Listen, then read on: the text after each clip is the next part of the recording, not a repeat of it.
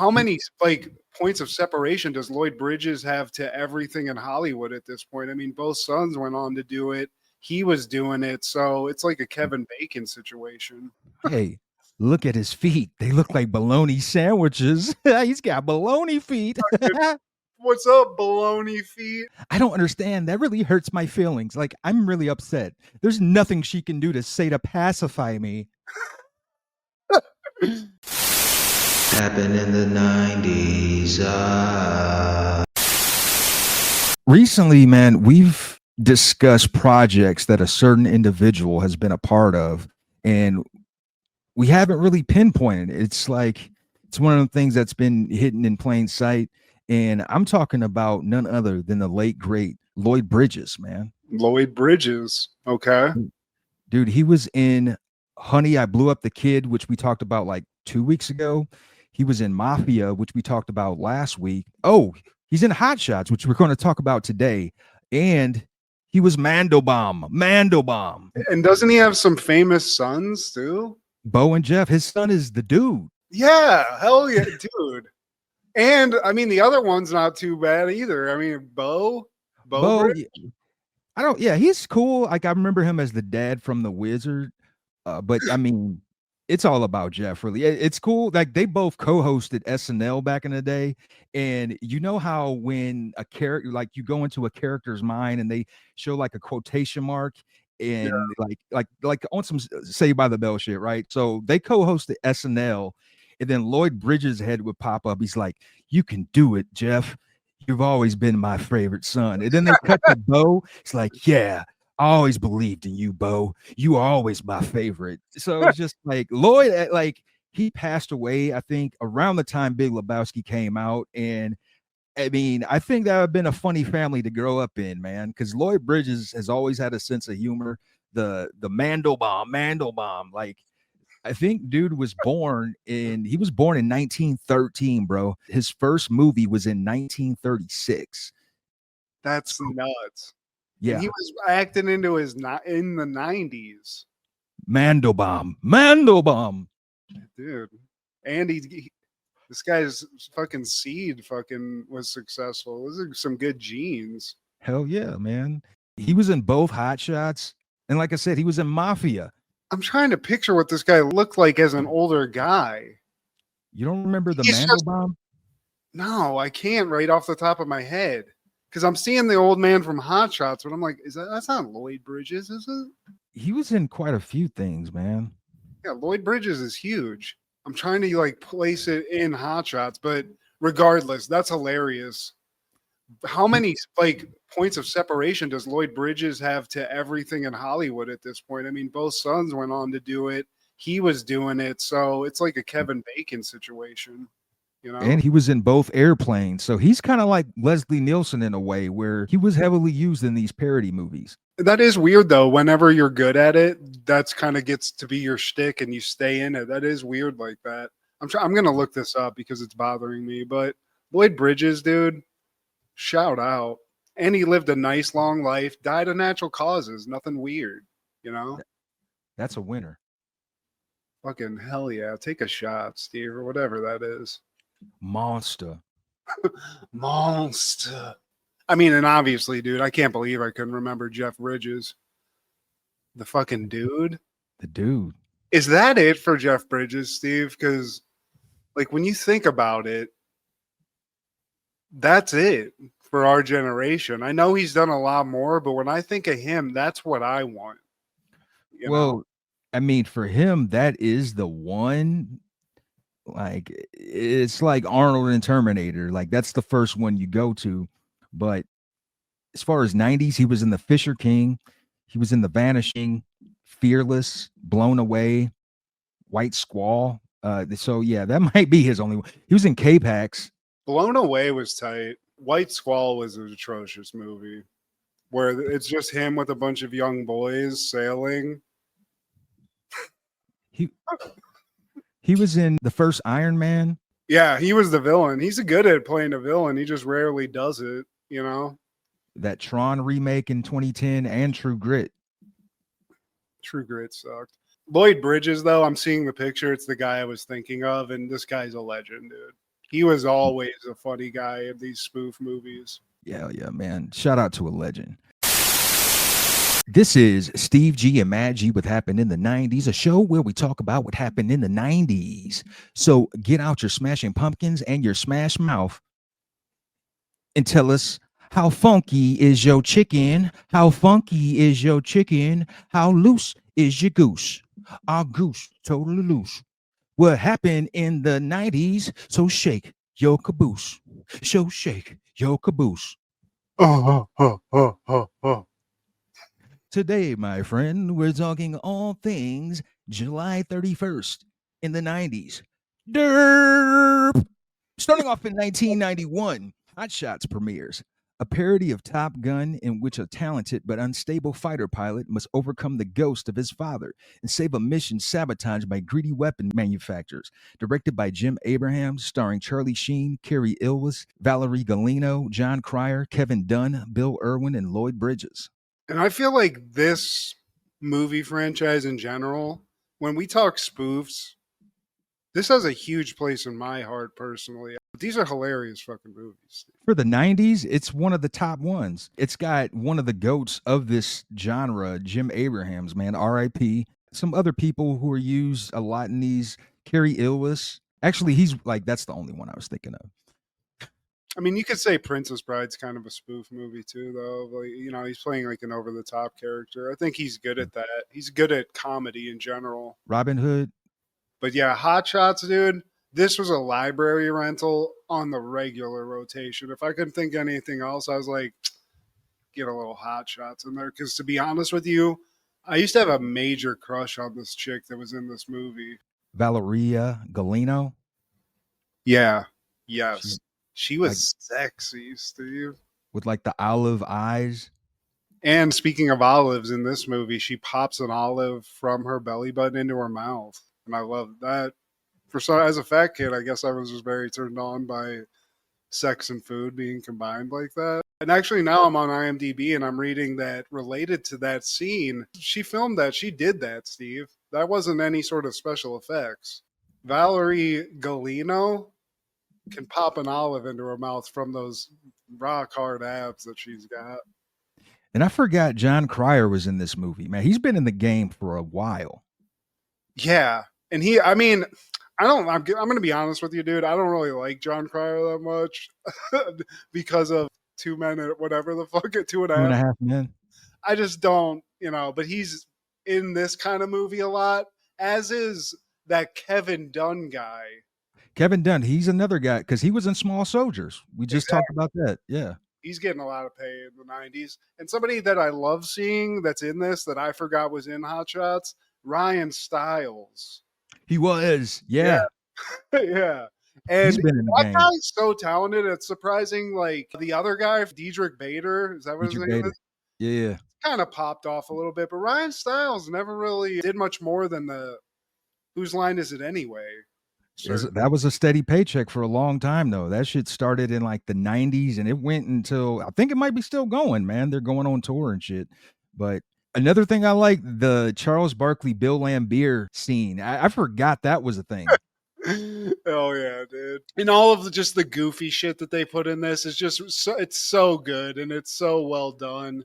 And this guy that I never really looked into this director guy. So Jim Abrahams, yeah.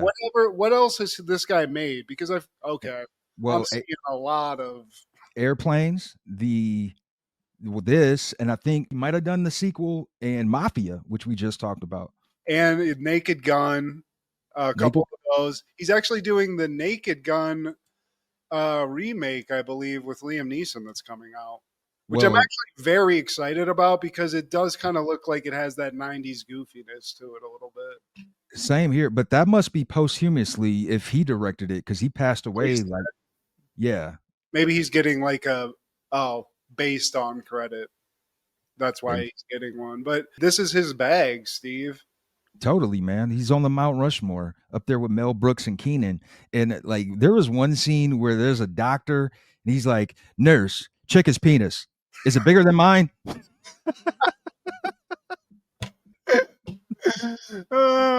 So that's why, and you just get some like vintage sheen, Steve. I don't think people give him as much credit for like all the comedy he was doing back in the '90s. You know?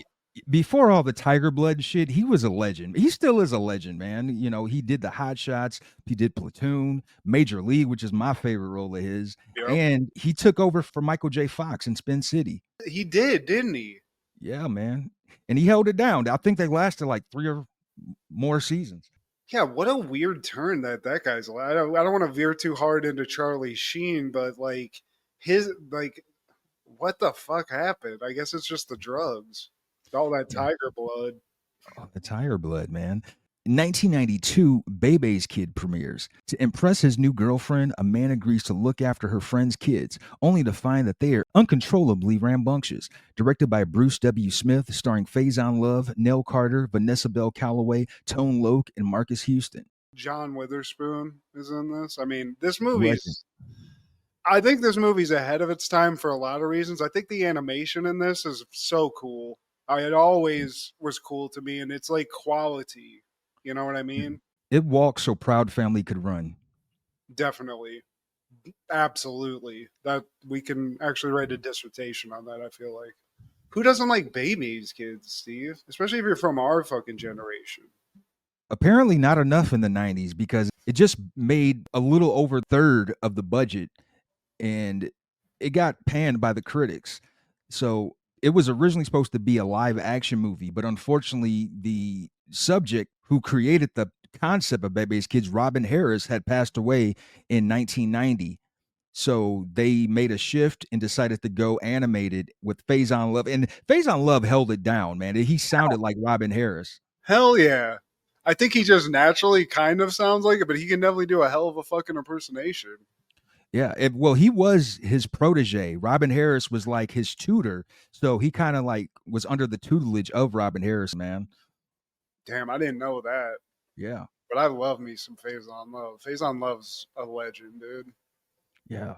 Shout out to Bebe's Kids. But also in 1992, Buffy the Vampire Slayer premieres.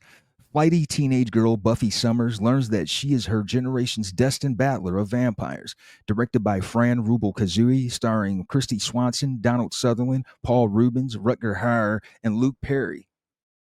I'm going to go out on a limb here, Steve, and I'm going to tell you that I've never liked this movie franchise. I never liked it. I know it's a huge 90s thing. I get it, but I don't like this. And I think, and this is what I'll tell you, I don't like vampire shit. I think it's stupid. So I'm Even just not the going to enjoy it. even the shit with Brad and Tom Cruise. No, hell no. No, Especially that. I When they're love that movie. yes, they look like Mac and Dennis as fops. No, no. I remember everyone around me loving this movie, watching this movie. I've seen it a bunch of times. And there's a lot to like about it, mostly Paul Rubens being in Yeah. this. But I just don't like vampire shit, Steve. So I'm a little biased. Well, I love the movie. It was on a heavy rotation on HBO. Christy Swanson, ironically, she was also in Hot Shots. Hell yeah. Yeah. And And she's a little 90s hottie too. Christy Swanson back in the And I- day, Steve. and I think that's what helped me get through the movie. Like her whole cheerleading squad is bad. Like the token black chick on the team, she was one of the hotties on Fresh Prince. I'll never forget that episode, man. But yeah, Christy Swanson, she goes back because she was in at least one of those John Hughes movies back in the day. You want to know what's weird that I just now found out today on this day? Yeah. Is that Thomas Jane, the Punisher, is actually in this movie. He's somebody What? named Zeph. Oh, he's one of the douche jocks, probably. Yeah. Yeah. I mean, I could definitely believe that. But Tommy Jane's in this, Steve. Isn't he also the guy from Boogie Nights? Maybe you would have liked it more if there wasn't that much executive meddling because Joss Whedon, who wrote this, he said that the script was so unfamiliar with him that he just walked out at the end. And that's why he created the show, Buffy the Vampire Slayer, so that he can get free reign. It's his idea.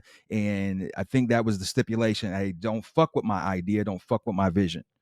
Well, that was hugely successful, so maybe it was the meddling. I wasn't too into that show either for said issues with vampires, but that's a tale as old as time, I feel like, Steve. We're Thankfully, paying for it. You listen to us.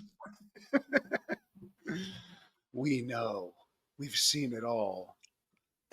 But yeah, also we get Luke Perry in this too, which is cool. Like, there's cool Yeah. shit in it, but again, it's just not my thing. I would be interested to see what it was that Josh Whedon's vision would have been. But to be honest with you, I've seen some Josh Whedon stuff that I'm not too big of a fan of post all that other stuff too. So I don't know, Steve. Yeah, they can't all be hits. But tell me if you rock with this, though. On that same day, Death Becomes Her premieres. When a fading actress learns of an immortality treatment, she sees it as a way to outdo her longtime rival. Directed by Robert Zemeckis, starring Meryl Streep, Goldie Hawn, Bruce Willis, and Isabella Rossellini. There is absolutely nothing to not like about this movie. It is a weird, very weird movie. Very. But for some reason, as a kid, Steve, this is one that would always like stand out to me when I was looking at those rows at Video Connection. And I would rent this quite a bit because I like Bruce Willis a lot. And this is a Bruce Willis movie that's not like him being a badass. Quite the opposite, actually. And the special effects are fucking top notch in this too. You So think they still hold up? I think it's more so than you would think, given how old this movie is. But a lot of this is practical stuff. So I didn't rewatch this, but I can't think of a lot of stuff that wouldn't stand up or stand the test of time. To be honest with you, what do you think? I think it still stands up, man. And like not only Bruce Willis, who's showing his range, you got two great actresses. I love me some Meryl Streep. She's probably in my top 5 of all time. And then Goldie Hawn, that's Kurt Russell's baby mama. So just off that, you get all the props. And they're bitching out Bruce Willis's. I mean, it is like a huge turn for him. If you like this, it's not a horror movie. I don't know what you would categorize this as, like a dark comedy or whatever it Dark is. comedy, yeah. I think it's fantastic. And I think it's indicative of like these kind of 90s movies. This is a wild swing on a movie, Steve. You just tell somebody this general idea and it's like, I don't know about this. You can't overlook Isabella Rossellini with them yitties out. Give me all the potion. Zemeckis needed to have some titties, Steve. She is a top-notch actress also, Steven. Dude, you got to love Zemeckis. Top notch. I see.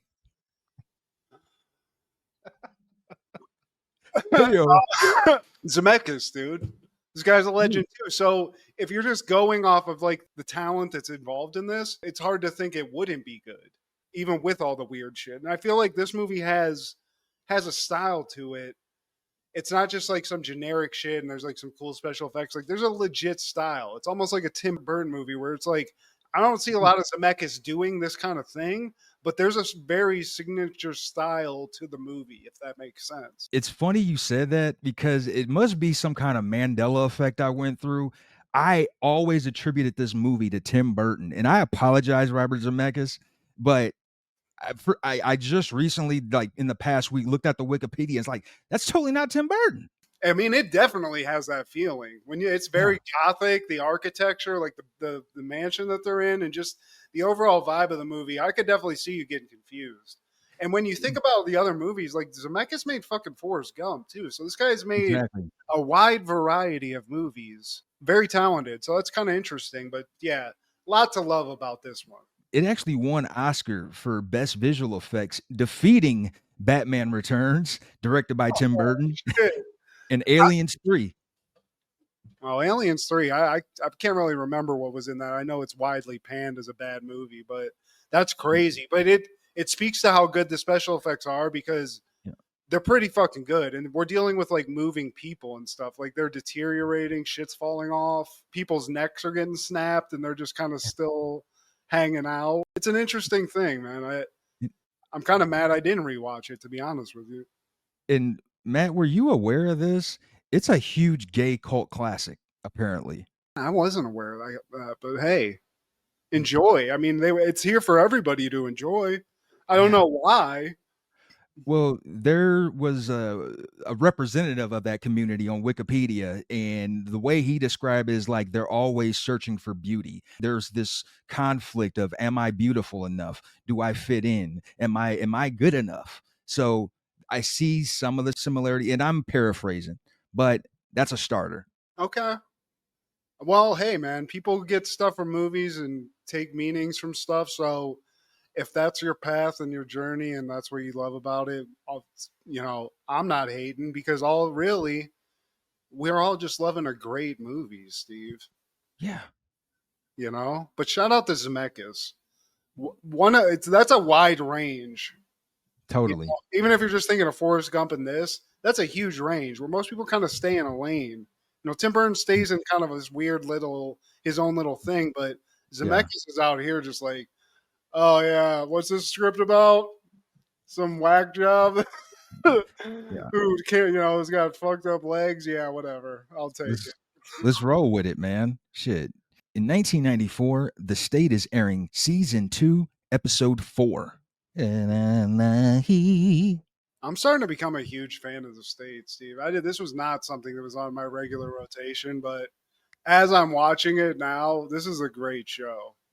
I mean, some legends in the making on this, man. The first skit is First Election. And this one's interesting, Steve, because we're seeing it, the first election, and it's just like a little town, and it hasn't had its own election in over 100 years because everybody said Jonesville, Steve, they were too stupid to vote. They couldn't handle that. But fuck the haters. They finally voted, and they voted a red balloon as mayor, I believe, Steve. So salute. And I first met this balloon pop. Yeah, and Secret Service drags it because Secret Service is around modern day style, Steve. This is very interesting, but they pull the guy that breaks the balloon, and that's it. First election, first assassination, all within like 5 minutes or like less than that. Grand opening, grand closing. But the next one, though, is like one of my favorite recurring characters, Doug. And I'm out of here.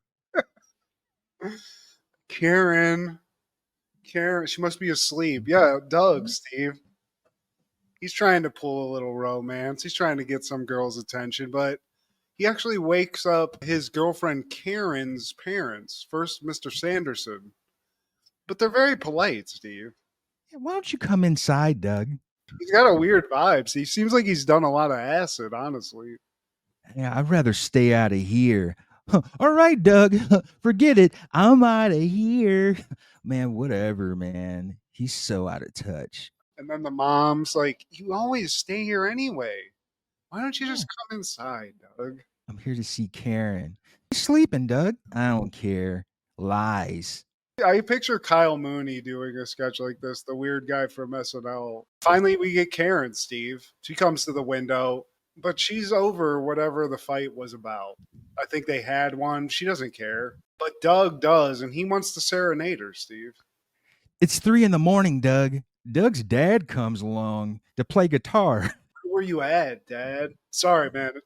Sorry. The guy's like, why are you up? He's like, it's only 3 a.m. You're fucking still up too. You know it.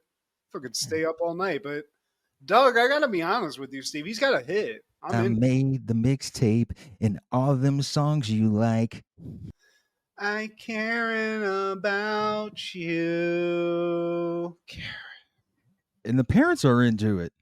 Karen's like, all right, I'll be down there. As she comes down, the cops show up and they're like, we just want to party with this beer we confiscated. Oh. Come on, kids, let's do this. You want to go to the graveyard and conjure up some spirits? I think I'm going to stay here, Doug. Well, look who's out of here. I didn't know that was a recurring sketch, Steve. Doug 3. So I'm assuming we have more Dougs. Oh, definitely.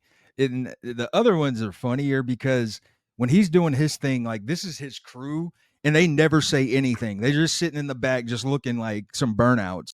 Whatever, man. I'm Doug, and we're out of here. I love it. But Doug, he's actually the second luckiest guy in the world. But then we cut to another skit where there's a dad who's saying he's the luckiest guy in the world. And then as he's talking to his family at the dinner table, a lady named Jill comes in and she's like, I've been having an affair with your husband for the last 3 years. And the dad's like, I've never seen this lady before. I'll meet you at the hotel in a few hours. Here's some money. Go do something. He kind of calms down the woman. he says some good things, and then he closes the door, and he pulls like almost a Costanza here, where he just is like doesn't acknowledge anything happened. Honey, who was that? And he's almost like, "What are you talking about?" I don't know what she's talking about. Like, I never seen this girl before. Jill's gone again. She's off to the hotel. She's about $50 richer because what's his face gave her some money. And he's like, "What? What's wrong?"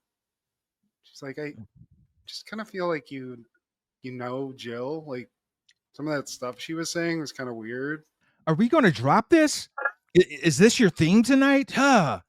I don't know her. I can't tell you anything about Jill because I've never met Jill. Okay, so how am I supposed to talk on that? Are we done? Are we good? Like, I don't want to point fingers, but you've been at the federal bank for the past week. I work there. You see, Oh, you're oh, always there you're from there 9 to 5. yeah. You know what? I'm gonna go for the night. Okay. Don't try to call me. If you need to call me, fine. If it's emergency, I'm gonna go to the hotel with maybe see a girl named Jill. I'm out. Yeah. Bye. And he And leaves, Steve. This guy's a mastermind. And then he's the a mom's grifter. like looks at all the kids because there were kids sitting here too who have said nothing this whole time. And the mom's like, "Hey, do you kids ever say anything?" And they're just like, "Mm." Mm. And I wish I could do this next skit justice. It's a bounty commercial. It's basically Joe Latrulio and Thomas Lennon impersonating Christopher Walken and Gilbert Godfrey. "You spilled it on your trousers. Are you gonna let it ruin your trousers?" You want something that can pad those spills up. It's I got a stain on my trousers. Yeah, but I would love this bounty commercial, Steve. So bounty, get on this. Fuck the lumberjack or whatever you got. Yeah. It's probably too late for Gilbert though. But this next skit is about commercial whaling. It's a PSA because you don't want your child commercial whaling. Billy, I thought you were doing your homework. What's that in your bag? And it's like a harpoon. Yeah. Because Billy's fucking doing some black market whaling on the side, Steve. Never got into this. Yeah. Smoked a little pot in my day, did a little of that. Really was kind of a good kid, kind of a good guy. Was never approached to do any whaling, and I kind of regret that. I mean, you had good parents though, man. They talked you off the ledge because you got to talk to your kids about it before someone else does. Yeah, those pirates that are just skulking around. Oh, Yeah. Hey, little boy, you want to kill a whale? Gee, mister, what is that? 'Tis a whale spear. Michael Showalter, he's been dealing with some bullies because of his bologna sandwich feet. Hey, look at his feet. They look like bologna sandwiches. He's got bologna feet. What's up, baloney feet? And he's struggling, Steve, because his feet are literally baloney sandwiches. So running, it's very hard. Luckily, he does have a coach, Coach Jefferson, who's sort of on his side. And he's like, you know what? I'd love to put him in there. The heart's there. But literally, it's just those baloney feet. It's really hard to overcome. He can't fit the cleats. He's getting it from all sides. People are calling him sandwich feet, baloney feet. Kids are mean. This is very 90s behavior, Steve. If we had baloney feet, kids would have been calling us out. He might not be the best player because his feet are bologna sandwiches, but he's got heart. I like the dad who won't let his daughter. Jolo Trulio's like this guy who's like, my daughter ain't fucking doing it with this baloney kid. They have a kid, God forbid, he comes out with baloney feet. Hey, I'm not a fucking bad guy here, but you know what I'm talking about. Sometimes I wonder if I was stranded on a deserted island, would I eat my feet? I don't think I would. I would, because them shits look like Scooby Doo sandwiches, Steve. We cut to another little mini skit, I guess, where Jon Stewart's going through fan mail. He's like, we got one from the state. Yes, the state. Finally. Yes. And this is a young Jon Stewart, Steve. He's very grudge yeah. right now. He's hanging out at MTV. He's got his own little thing going on. Yeah. But I love that. They brought him in on it too. So, but he's very excited. They got a message, and Dan from Illinois wrote that he loved the show, but he was just hoping that he could see the acting chops are clearly there, and he wanted to see him go a little deeper than like this kind of funny shit that they're doing right now, you know? More drama. Be more serious. I want to And see so Emmy shit. I want to see you guys win an Emmy. So please. they show the relationship of Georgia O'Keeffe and Stieglitz. I think he Alfred was Stieglitz? Stieglitz. I Yeah. thought wasn't that a guy in fucking Inglorious Bastards? Anyway.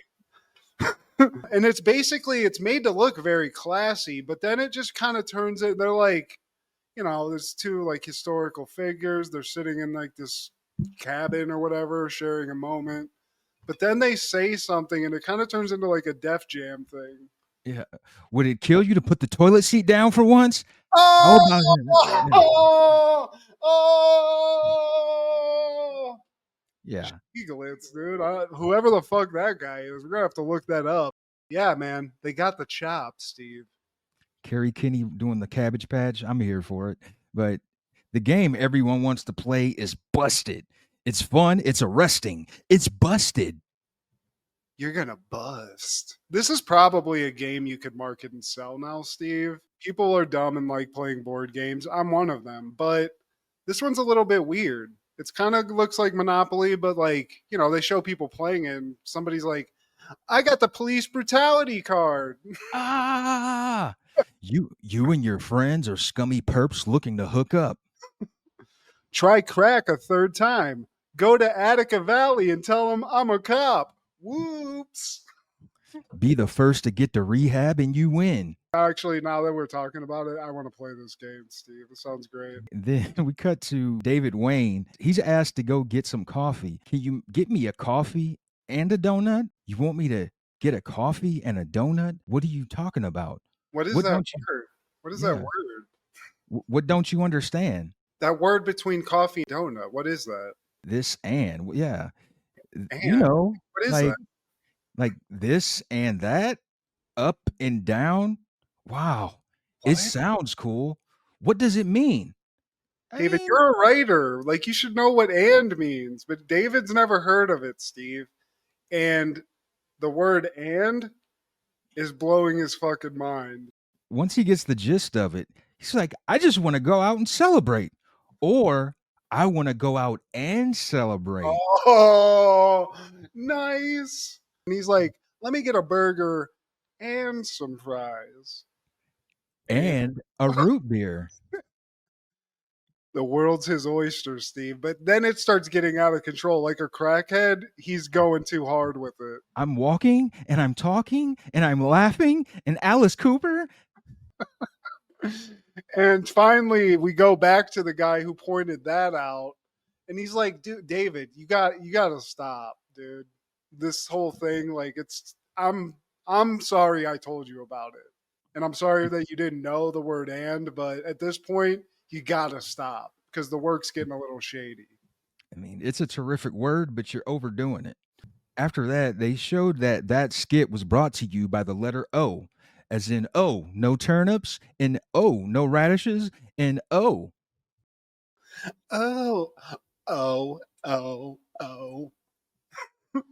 Office Space, Steve. O face. I like this final skit, Steve, because this isn't insane. I don't know how you even write this to do it, but it's something that's near and dear to every guy's heart because we got to put up with it with any lady we're with. PMS. She's got some friends coming to meet her at a dinner, and the guy's cool. He's like, "Hey, how's it going? You know, that new opportunity. Congrats." But then this other chick shows up, and the vibe is just straight off, Steve. We didn't stand you up. Congrats on your promotion. Oh, and we got you a lamp. Yeah, congrats. Great job for doing what you're doing. The guy's like, you know what? This might have been a mistake. Like she's PMSing and it's just like this whole thing and it's the mood swings. It's crazy. And it is, Steve. She's going through stages at this point. You know? She comes out of the restroom. She's like, everyone, this toilet feels like I'm sitting on ice. All right, okay, now tell us about your promotion. I'm so fat. I'm sorry. They're like, no, Jesus. And still they keep going. But then it gets even crazier, Steve, because this chick then goes like under a table, disappears, and the PMS is like roided this chick out. Now it's Ken Marino in drag, smoking a stogie, like, yeah, this shit's crazy. Promotion? Look at Yeah. that ass. Good thing I'm not a concert pianist. I said pianist. And then she disappears again, and somebody else comes out in drag. Well, I think it's Showalter or somebody. Yeah. And it just goes on and on, Steve, to the point where I think everybody who's not just somebody else in this troop of people is all wearing a red dress and comes out at a certain point. Yeah, it turns into Kim Marino, and then they like go away, and then it becomes Joe Latrulio, and there's a random guy sitting at a table by himself, and he keeps being referred to as Pig Boy. And I think when it turns into one of those guys, he's like, "Hey, Pig Boy, let's wrestle!" Ah! And eventually Ken Marino comes out again and hulks out. I think that's how it ends, basically. But PMS, guys, this is what happens. Carol's PMS changed us all.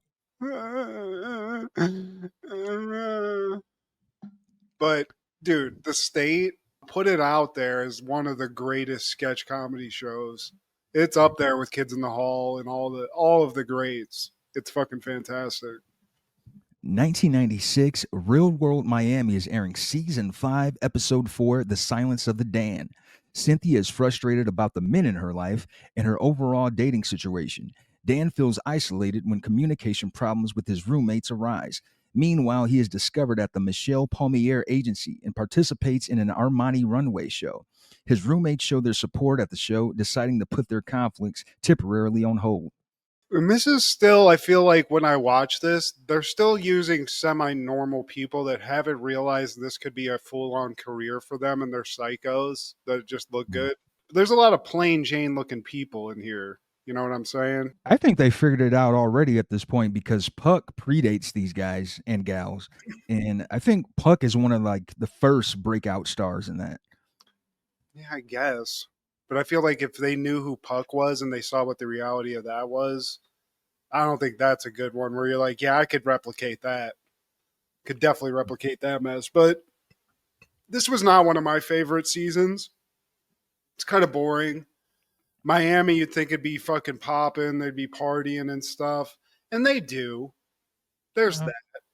But I feel like these people are still, aside from a couple of real standouts, kind of background people that just sort of they got on the show and they weren't like made to make an ass of themselves or wouldn't be willing to portray themselves as an ass. And pretty tame considering the expectations for Miami.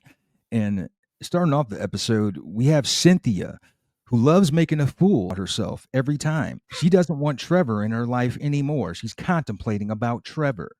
I've dated a couple Cynthias, Steve, back in my day. I don't like the way she's going about this because she's very blasé about these men in her life. She really is feeling Trevor because she wants to know the next time she can call him. It's like, I'll talk to you Monday. But she even says, like, I can't explain it. The feeling I have, they're just uncontrollable. I hear a lot of ladies say this in modern times. I like what I like. It's one of those. No, you don't. You don't even know what you like because you're just giving me a bland. I like what I like. Just all right. You just don't like me. All right, bye, bitch. Also, saying all that, but then like, well, it's something about me. I realize that I'm involved in this. So she's like saying she's taking ownership of it, but she's not. She's just like, yeah, I like this guy who's just like, yeah, whatever. Hold on. Yeah. Let me just yeah. Are you taking a shit? Like it's like that kind of vibe where he just kind of maybe had a couple of minutes off work where he was just like, yeah, hey, I did it. Check it off the box. Trevor out. I'll call you next week. Yeah. Bye, bitch. His name might as well be Chad. Now we see Dan, who's at the agency, the modeling agency, and I guess the agency's holding a volley palooza tournament. It's a stud hunt, Steve. That's really what this is. Like, this modeling agency's got a bunch of Miami hot boys that they're like, hey, come here. Everybody show up. We'll see what we could do with all these hot hunks. I don't like Dan, Steve. I'm just gonna say it. Dan's full of himself. He knows he's hot. I mean, the guy's a good-looking dude, but he's very unfazed by somebody going like, "Hey, you're a model.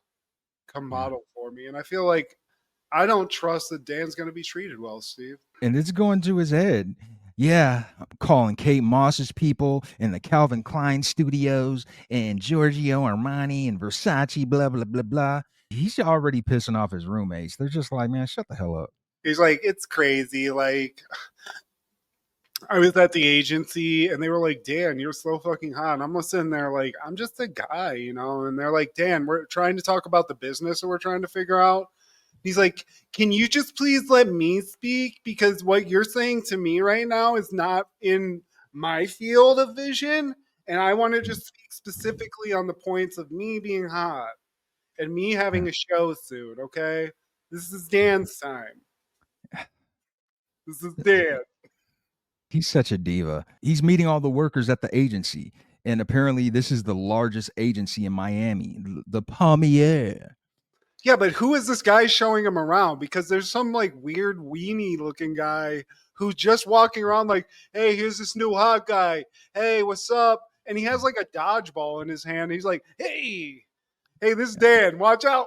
Heads up. Lou Pearlman, like, He's definitely going to get a taste. So he's showing Dan around like, look at this new hot guy I got. He's dumb. It's like, yes.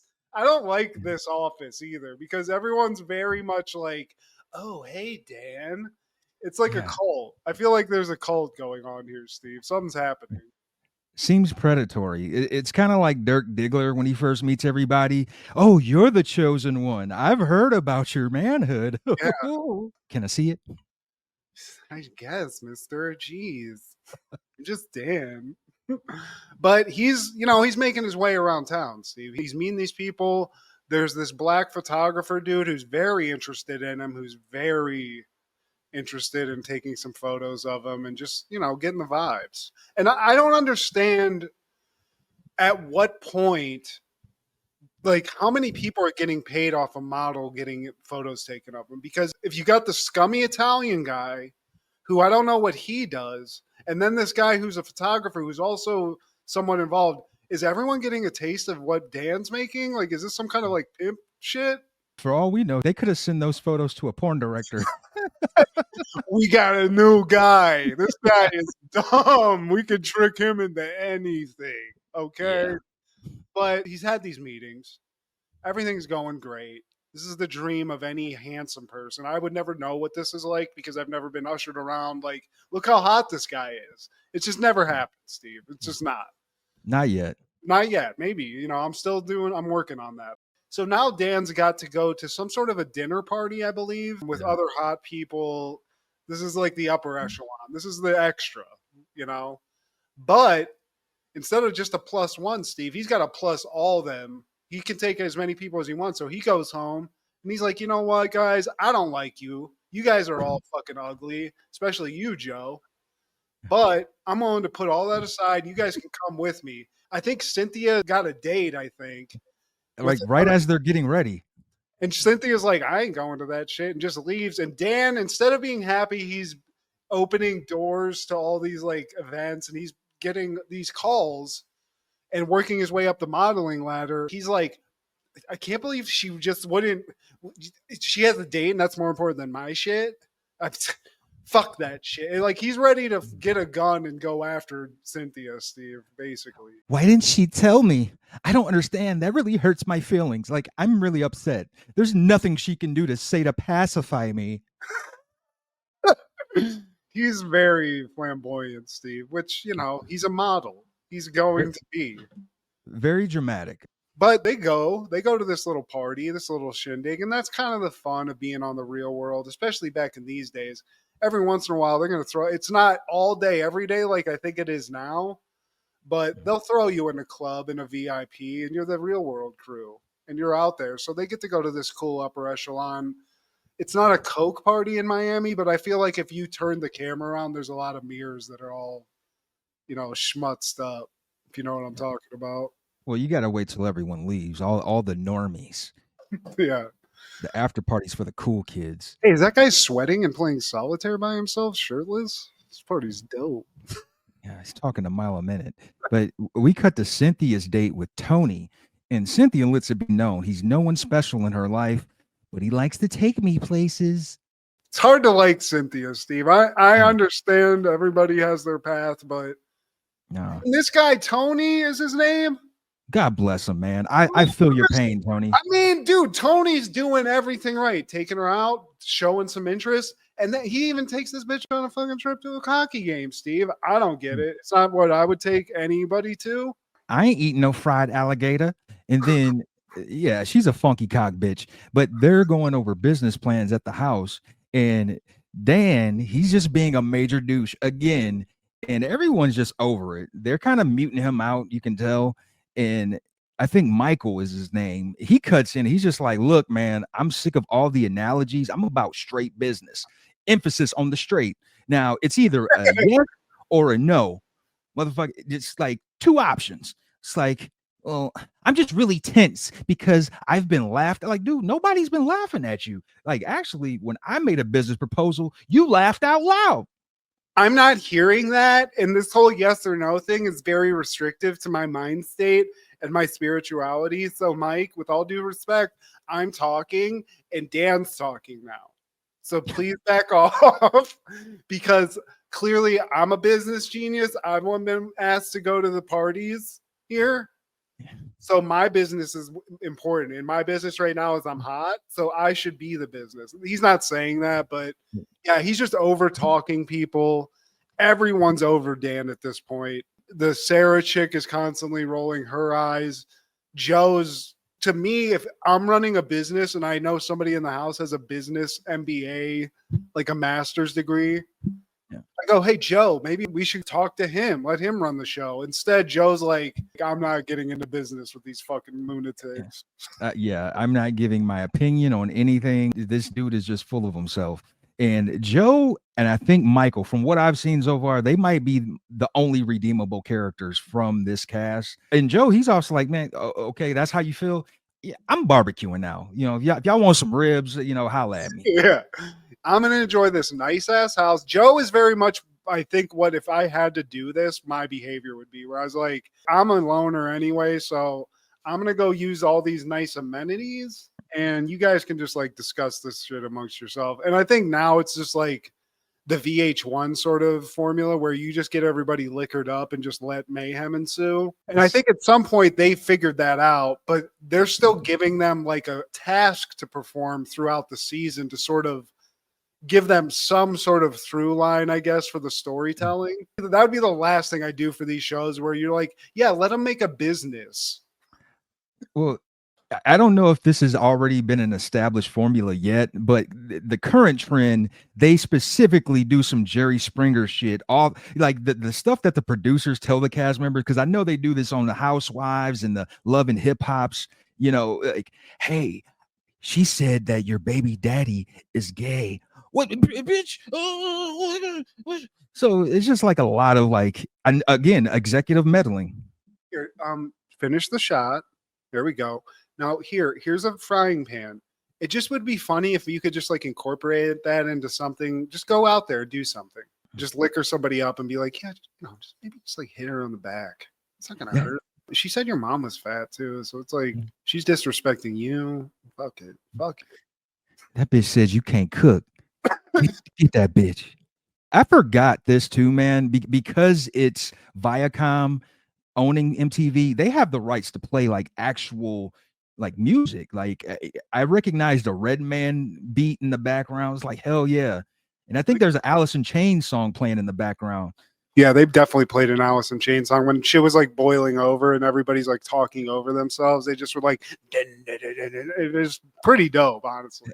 Hell yeah, that only an MTV show could get away with. But I enjoyed this formula for a while. Like I did enjoy Real World and Road Rules for a while as a kid, but when you watch it now, it's like this shit. I hate seeing this shit. This like killed TV, and this is the start of it. It's the new thing, man. But let's film lunatics instead. Let's not write anything. Let's just film lunatics and the disabled. Well, wasn't that called The Surreal Life? But we go to Dan again. He's like, tonight is the moment. It all comes out. And Sarah's like, what are you talking about? The gay thing. Well, he even says himself, it's not like it's happening now. Like, you're speculating now. I don't think I talk too much. Like, you can't read a room, Dan. Yeah. People have literally said, stop talking so much. And he's like, who said that?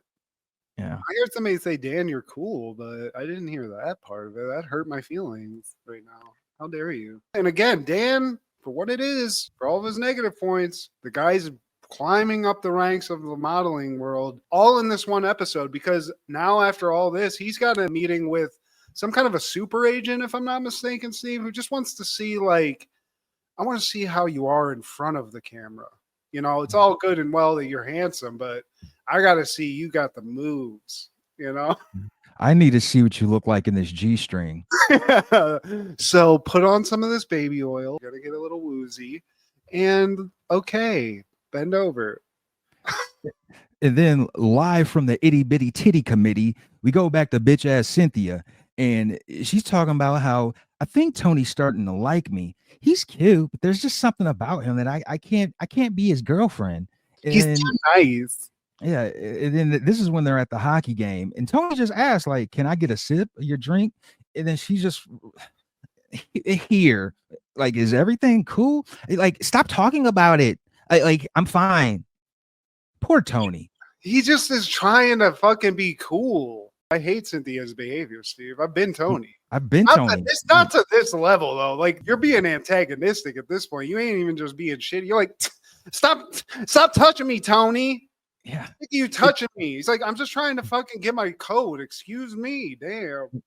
And they chose the perfect song for this scene, because I don't know if you caught, they played in the background, "What do I have to do to make you want me?" To make you understand.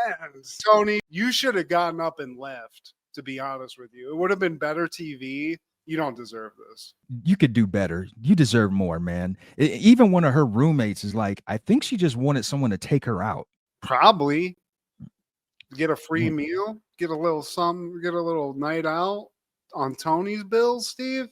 Even her sister puts her in check. Like, why don't you like him? Because he's not Trevor? Well, maybe if he started yelling at you and not having time for you, maybe you start liking his ass. Maybe if he whooped your ass a little bit, you'd like him a little bit more than Trevor. I want to see, you don't get to see what Trevor is, and that's unsatisfying to me. I want to see what Trevor looks like, because it'd be hilarious if he looked like the hairdresser from Baby Boy. $40. I could flip them bricks, you know what I'm saying? Shut up, bitch. I'll slap the shit out. Oh my God, Trevor. Don't slap the shit out of me. You're so dangerous. Yeah. Anyway, Man, what did you say, Tony? God, your breath smells like shit. Oh, you want a hug? Oh, God. Touch my fucking hair. Anyway, back at the house, Steve, Dan's also does have a job. He's going to be at some sort of Armani runway show, which I'll get more into here shortly. But at the house, we're seeing some of Dan's headshots, and everybody's just sort of looking at them that's in the house, and they're like, this piece of meat. Hey, is this a cock shot? What is this? I think this is the part where they're having like a house meeting. He's just talking over everybody. And I think somebody cuts him out like, dude, you are talking too much. It's how people communicate. They talk. The fuck, man. I'm going to kill myself. I'm out of here. Anybody with any sense would just leave the room. But I love that. They're going to have a business, Steve. You don't realize that? These people could maybe have a business together. They're going to get it together. And as they're walking out, it's him and another one of his roommates. And I think she says, if people have a problem with you talking, it has nothing to do with you being gay. Just a thought. Oh, I'm sorry. Are you just not liking what I'm saying because I'm gay? Is that it? You're like, no, I want a pepperoni pizza. That's all I said. Sure. Cisgendered piece of shit. I think that's when he talked to Sarah. Yeah. It's got nothing to do with you being gay. And he flips that somehow. He's like, wait, so it is a problem? Who said that? Who said it was a problem? She's like, no, I'm saying it's not. And it probably wouldn't be. He's like, oh, but you said a single person said it was a problem. I'm gay. And she's like, yeah, whatever, dude. She's in a room with Joe, and they're like two normal people, and they're just both like, dude, can you leave? Because we Yeah. were sitting here talking about a movie we're going to go see, and you came in here talking about whatever the fuck that was. But you know what, Steve? Fuck all the tension. They get to go to a fucking model show for Dan. They get to go VIP at the Armani Exchange runway show that's at a fucking brick and mortar store, Steve. I don't know how special this is. Yeah, it's like they're out of Big Lots. Yeah, And stand on that block. but this time Cynthia's there to support with her punk ass. All the roomies are there. After I guess a successful runway show, they all walk off and all is good for now. That's real world, baby. If the night ends in a just nice liquored up, just fun sesh, fuck all the bullshit, you know? And I will say, Cynthia at the end, she was high-fiving Dan. She was getting into it. She's showing up, but at the end of the day, Cynthia, shame on you. Yeah. You're no friend of mine. But Dan, Steve, unfortunately for, with all the behavior, I went ahead and just kind of can tell you in the future, Dan keeps going. I don't know where it ends, but in this season, he leaves and goes to Milan to be a model. So, maybe it all pays off for him, And if that's the case, maybe it panned out for the roommates. Like, yeah, he's not in this house anymore. Yeah, hell yeah. You're like, hell yeah. And then they put they're like, we're bringing Puck back. God damn it. Jason. I just jizzed in your toothpaste, you fucking pussy. Fucking. Yeah, Dad's not here for me to harass him. Damn it. That's the whole point of me being here. I was going to put my dick in the peanut butter this time instead of just my fingers. It's like, sucks. 1998 basketball premieres. Two childhood friends are pro athletes of a national sport called basketball, a hybrid of baseball and basketball, and must deal with a greedy businessman scheming against their team. Directed by David Zucker, starring Trey Parker, Matt Stone, Yasmin Bleeth, Jenny McCarthy, Robert Vaughn, Ernest Borgnine, and Diane Bacher. Bacher? I love this movie. I don't think that the South Park guys have ever really done anything bad, and I don't know if people love this movie a lot, but I do. It didn't make the money back, and it got panned by the critics, man. Once again, another 98 movie. And just to give you a recap of movies we've already covered, Big Lebowski, Half Baked, Dirty Work, Small Soldiers, and now Basketball. All 98, all comedies in a way, didn't get the love then, but became cult classics, man. And I think the movie that changed it for comedies that year was There's Something About Mary, because that just blew comedy out the roof for that year. And it was like rated, I think they gave it an R rating, which they didn't do with the other ones, because as you know, Dirty Work got neutered. The original plan with everybody involved was to have it R rated, but it was chopped so much to the point like, let's make it PG as possible. Interference, Steve. We were just talking about that. It's a common theme. Yeah, it is something when things take a shit, it's usually because of that. But this movie is not bad. I don't really think it's neutered. It's not a spoof movie, but in the vein of a spoof movie, it's got that ridiculousness that you love, and it's coming from the South Park guys. So there's also some dirty shit in it that is just a chef's kiss. Everything. Anything with these two guys in it, I immediately think it's a spoof movie anyway, just because of their like nature of comedy. And just like everything they do, man, I love this. And it's got legend Ernest Borgnine. Like, yeah, I think he won an Oscar back in like the 50s, bro. And he made it all the way to like the 2000s. He was on SNL for that What's Up With That. I was like, shit, that's really him. Holy fuck. I didn't know we made it that long. But yeah, dude, he kills it. Everybody in this movie kills it. We get the first mention of Joey Diaz. I don't know if you clocked that. He's in it for 5 seconds. We get to see Jenny McCarthy stretching her comedy chops. She's great in this movie. Very sexy in this movie. Victoria Silvstedt also very sexy in this movie for 5 seconds. And I feel like what they did is just fill a movie with jokes in as many places as possible. It's like joke, joke, joke, joke, joke. The beginning when they're coming up with it and they go to their high school reunion, they're like, dude, let's go up to this hot chick's room. And they're like sniffing her panties and sucking on a vibrator and stuff. And then she's like, why are you in my mom's room? Hey, Skid Mark Steve, you still playing Nintendo? No one even calls me that anymore. Yeah. So they're just like losers who end up getting the dream where their dream game that they've just made up to look cool becomes a pro sport. And I gotta say, also, as functionally as like a game, I think playing basketball would actually be kind of fun. All you need some chalk. You know, you could set it up. I never played it, but it's fun, you know, and I love the psych out. The whole thing's great. Little And bit. you guys call me a little bitch like 15 more times. I'm out of here. Dude, this totally sucks, dude. Sleeping in the dog bed. No, that's Hey. that's Phil's bed. This is your bed. Hey, your sister is dating Squeak.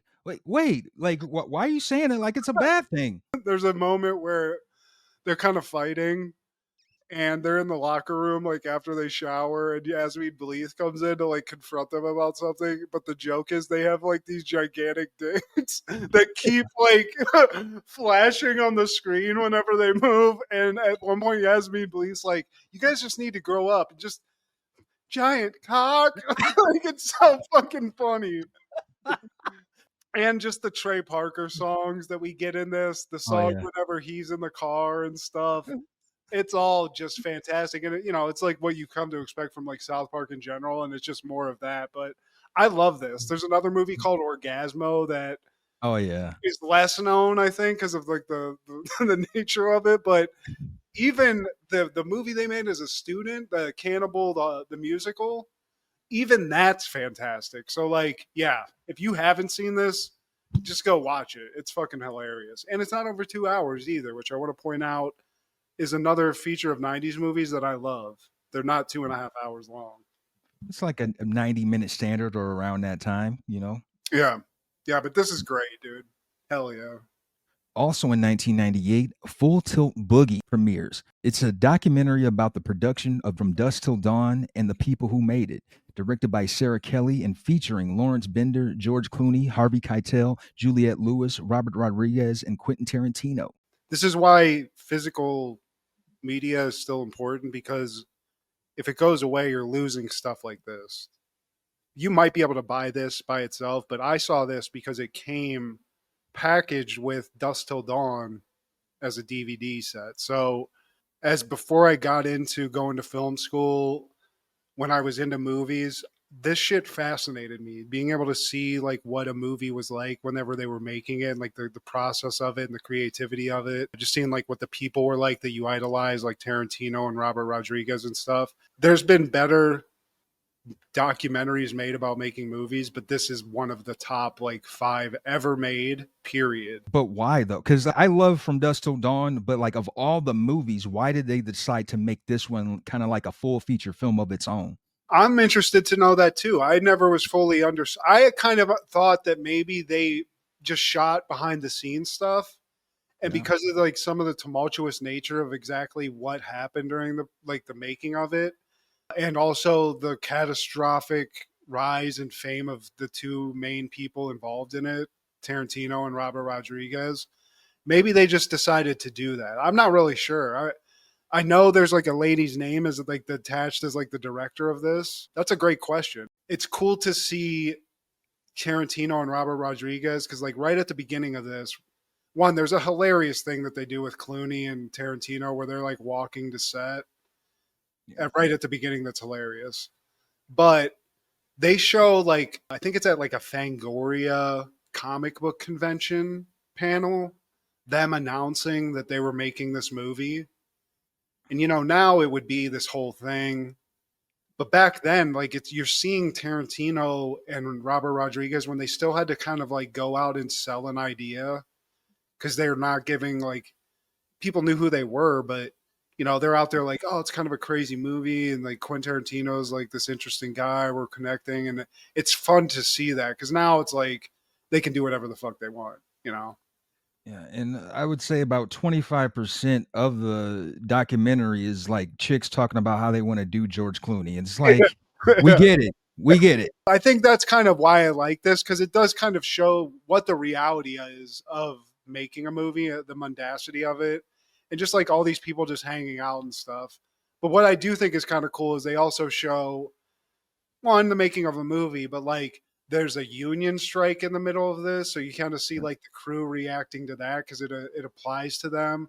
You Right. see Robert Rodriguez like sort of under pressure to make this movie work with limited funds still. At one point, like this huge set piece that they've built, the titty twister bar, completely just basically burns down mid shoot. So they have to like figure out a fix, which really was just like being like, yeah, we just like kind of like put lights on top. It looked burnt, it looked fucked up, and it looked good. But seeing how they had to keep pivoting, like, and that's kind of what the reality of making a movie is like you have a plan and you try to execute the plan every day, but at some point the plan gets fucked up, and it's the good directors can figure out how to make that work well.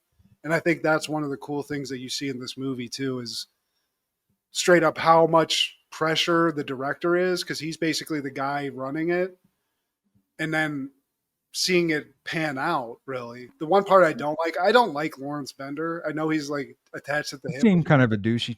He Yeah. seems like a scumbag, to be honest. You mentioned titties. Speaking of which, I think in the one scene where like one of the ladies in the movie, I think on YouTube, if you watch, like they actually show the titties. Maybe the nipples are covered. And like I always found that confusing. Like, what's the cutoff line? You can just show everything, but areolas and like, what's so offensive about the nipples and the areola? Like, you damn near showing the full titty. Like, I never understood that. What's You just can't show the areola is just, it's forbidden fruit, Steve.